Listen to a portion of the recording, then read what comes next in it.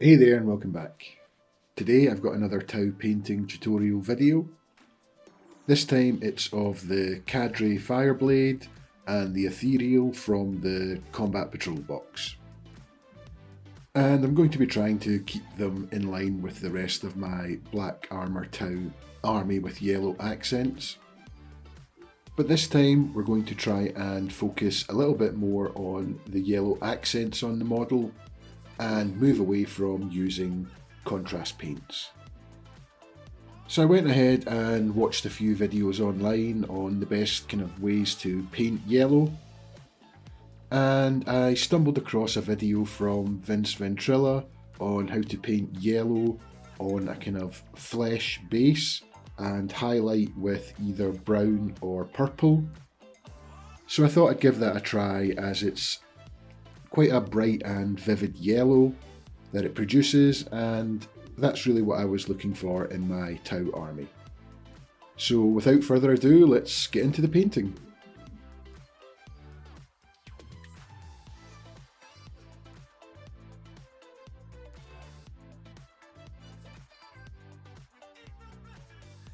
So I've already made about 4 other Tau videos, specifically on how to paint the bluey black smoky armour. So I'm not going to show the full process here, as you can always just go back and check out one of my previous videos, and they go into a little bit more depth of how I do this. But the basic premise is that you start off with a dark grey model, and in this case I used Citadel Skavenblight Dinge. And then we're just applying a blue scale zenithal to both models. And that's going to start out with Citadel the Fang sprayed from the top and at 45 degrees, which should cover the majority of both the models.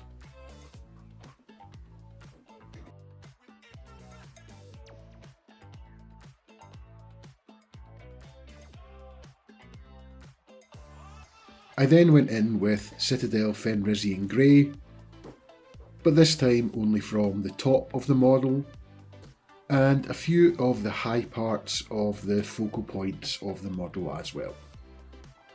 Areas like the shoulder pads, the top parts of any weapons, the face, the chest, and the tips of the capes as well. But you want to be a lot more sparing with this than you were in the previous step.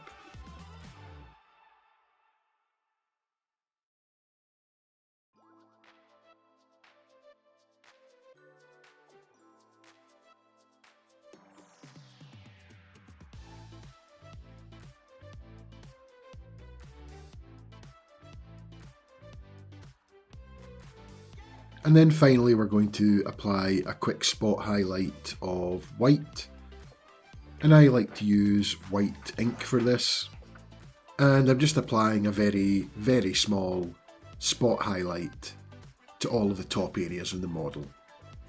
And it's similar to before, where we're trying to hit areas like the head, the chest, the shoulder pads, and any of the tips of the weapons. And just make sure you're being really light on the trigger with the airbrush here, and make sure you don't overdo it.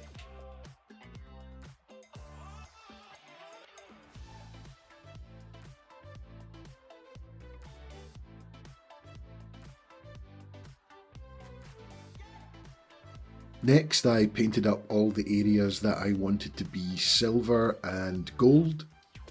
And to do that, first of all, I painted all of these areas, regardless if they were to be silver or gold. I painted them all in Vallejo oily steel first. For the ethereal, that was the staff of the weapon, the belt and buckle, the wristbands, and also the chain that they're carrying. For the Cadre, it was all of the under armour, the braids in his hair, and the barrel of the gun as well.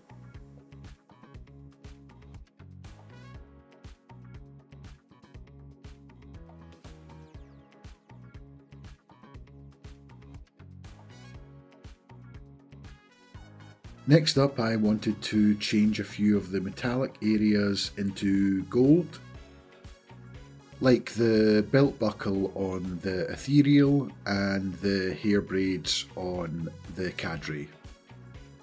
It's really up to you if you want to do this step, but if you do, I used Army Painter Glittering Loot. I really like using this over silver. I think it makes a really nice rich gold colour.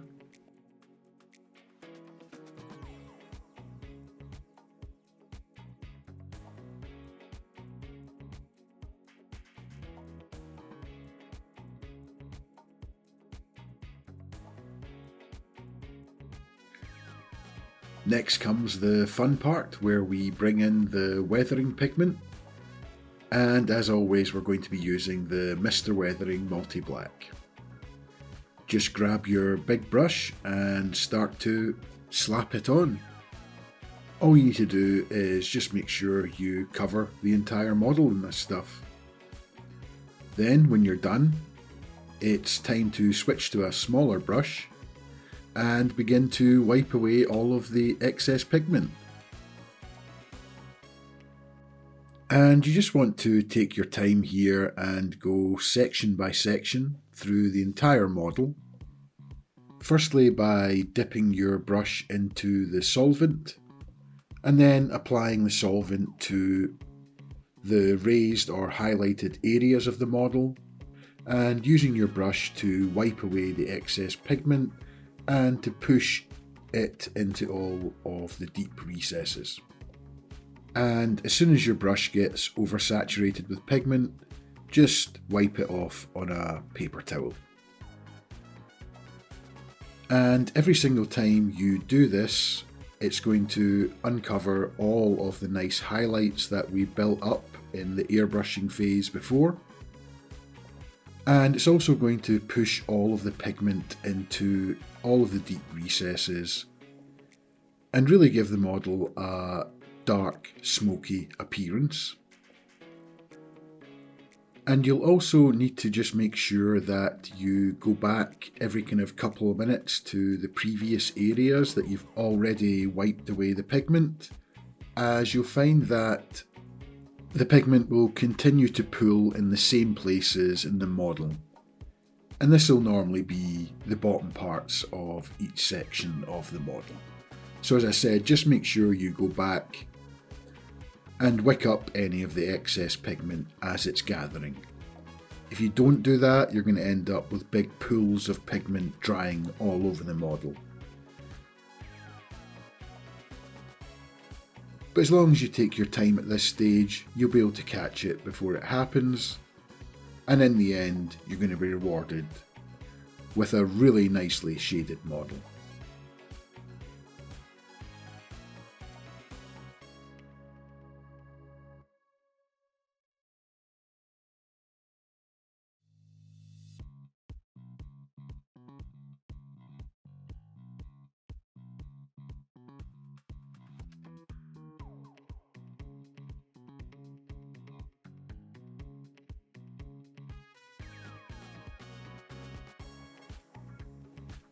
Now it's time to paint up all of the yellow accents on the model.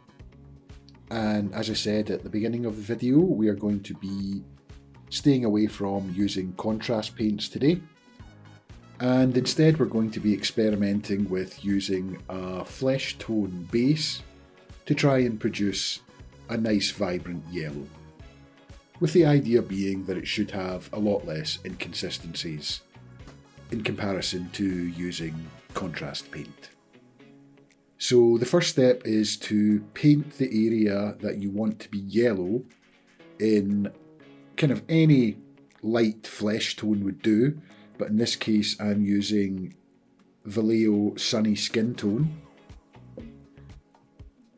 And we're then going to apply some shadows to the recessed areas. And we're going to be doing this just by glazing in a little bit of purple. And in this case I used Vallejo Express Deep Purple. The Express paints and contrast paints are of a similar consistency to a glaze, so I thought I'd try this one out as I really like the deep purple colour. But any thinned down dark purple colour would do here. And once that's dry, we are just going to apply the yellow paint over the entire surface. And because I want my yellow to be a really bright, vivid yellow, I'm going to be using Vallejo Moon Yellow, which is exactly that. It's an extremely bright yellow, so will be perfect for the job.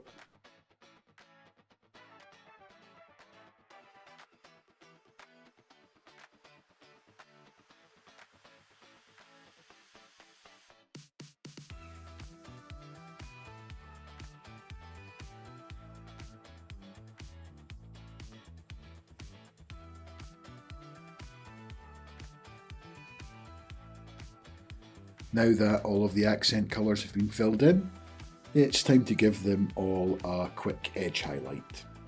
And for this I'm going to be using Vallejo Ice Yellow. And I know edge highlighting is boring, I hate it too, but unfortunately it's just something that has to be done. So just get in there with your brush and hit as many of the edges as you can.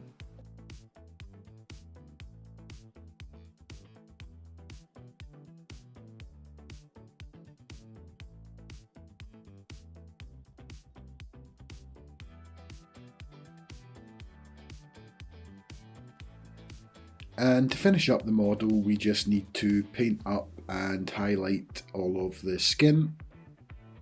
And if you wanted, you could just keep it the way it is, with the skin colour being the same smoky blue colour as the rest of the armour. But in my case, I wanted to bring out a little bit more of the blue in the skin. So I decided to do a very light glaze of Vallejo Express Mystic Blue, which is a really nice vibrant blue which I've used a lot in the past.